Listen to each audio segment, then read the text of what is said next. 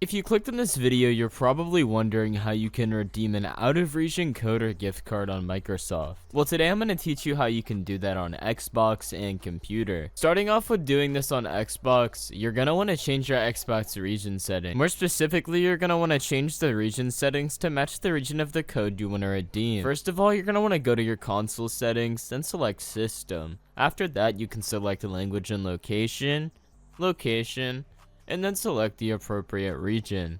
Then you can enter the code to redeem it. Some codes might be region locked and may not work if your billing address doesn't match the code's region. Going on to doing this on computer, all I would really recommend doing is using a VPN, logging out of your Microsoft account before turning on that VPN, swapping to the region that the code is based in, and then relogging into your Microsoft after clearing your cookies. You should be able to redeem the game code without any issue. Hopefully this video was helpful. Be sure to subscribe if it was.